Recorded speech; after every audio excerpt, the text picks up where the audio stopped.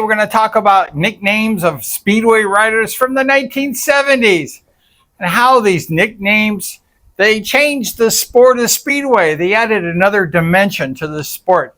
How they made an ordinary rider become a superstar in the eyes of the Speedway fans. Thank you for hanging out with us today. And if you like motorcycle Speedway racing, please consider subscribing. Like the show if you like it. And like we mentioned, many riders, they had these nicknames. Bobby Boogaloo Schwartz.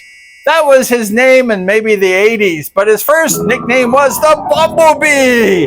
Larry Huffman called him Bumblebee because he wore those black and yellow leathers with the Antelope sponsorship. But later he got rid of that black and yellow and they called him the Boogaloo Man. And later it was Captain America. But Bobby Schwartz has been racing for how many years? Over 50 years. He's still racing today. And I think he's on one of his last years. He's pushing 70 years old pretty soon. But Bobby Schwartz was an amazing rider. He was gifted. He was back in the early 70s winning main events all over the place. And Bobby Schwartz was a star rider. He was the Boogaloo Man. Number 126 and number 11. That's Bobby Schwartz. And next we have the Fox, Juicy Brucey Penhall. Bruce Penhall was a very famous rider. Not only did he win a couple back-to-back world championships, he won a U.S. national, and he was the most handsome guy on the circuit. All the chicks were after who? It was Bruce Penhall. And he was a chick magnet. And he was a great rider. I mean, what gift was that? To be a gifted rider and to be hogging all the chicks. I didn't like Bruce Penhall. He had all those chicks and I got none. Yes! But Bruce Penhall was a gifted rider. I think the chicks didn't really bother him and his good looks. He was a focused racer, and that's what Bruce Penhall was all about. Juicy Brucey and the Fox. They actually named a Fox Night after Bruce Penhall, where all the chicks got in for free at Costa Mesa. It was a great night. And Bruce Penhall was racing in those mains. Didn't get to meet those chicks because he was in the pits after the races, collecting his trophies and money.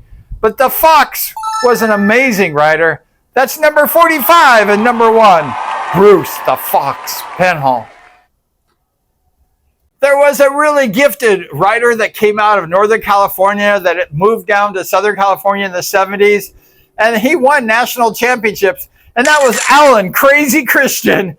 Alan was crazy on a Speedway bike. Crazy good.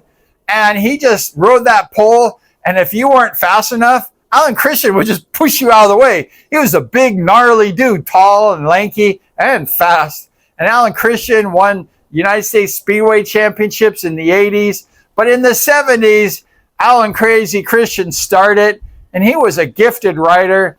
He was a calm, sort of relaxed type of guy. He wasn't crazy at all. So you have Wild Bill Cody and Crazy Alan Christian. Both those guys didn't really meet their nickname. However, they were both crazy good on a Speedway bike.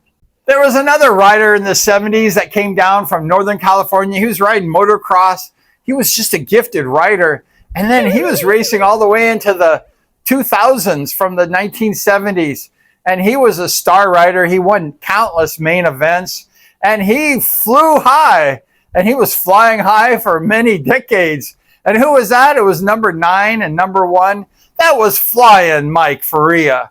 Flying Mike won multiple United States Speedway Championships. He raced in Europe for a time, and he was just a gifted Speedway rider. Mike Faria was winning main events for decades, and Flying Mike was his name.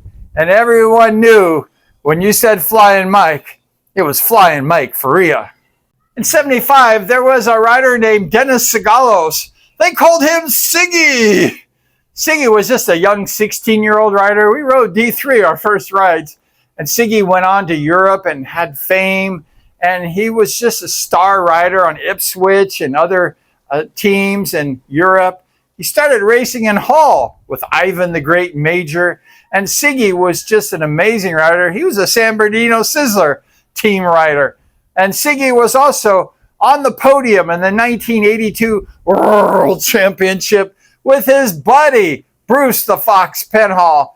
They got first and third in the World Championship at the Los Angeles Coliseum in 82. And Siggy was an amazing rider. They call him Siggy because of Sigalos. Siggy is short for Sigalos. So they call him Siggy, the one and only Dennis Sigalos.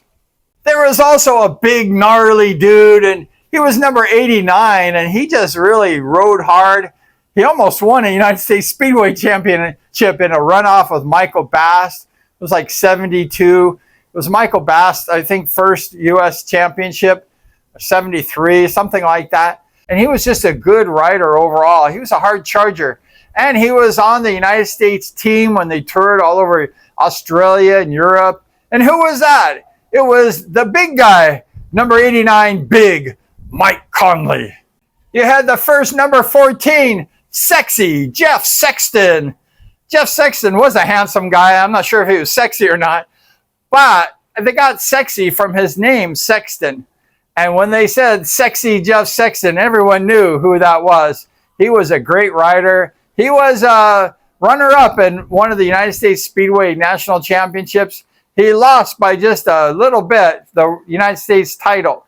But sexy Jeff Sexton was a great rider, and he was an incredible person. And who is that? Number 14, sexy Jeff Sexton. One of the most famous stars of the 70s who had a nickname. He never even won a race. He never even finished a race, probably. And he was a star. He was a big dude, big, heavy guy, bigger than anybody on a speedway bike.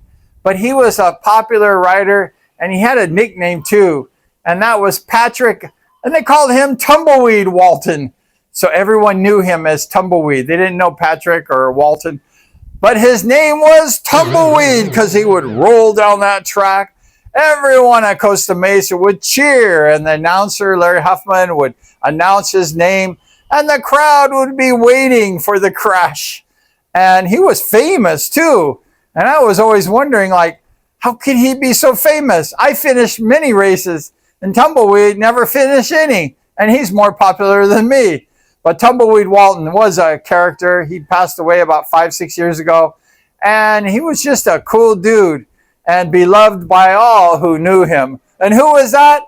It was Tumbleweed Walton. These are a few. There's probably a few more that I missed of riders who had these nicknames that electrified the crowd in the 70s. It was exciting. It was really cool that people would cheer for their favorite rider. You know, they weren't just people, but they were celebrities because of the nicknames. Everyone could relate with who they were regarding their name. So that made sort of people like a character. They were not just people, but they were stars of Speedway. They were really characters.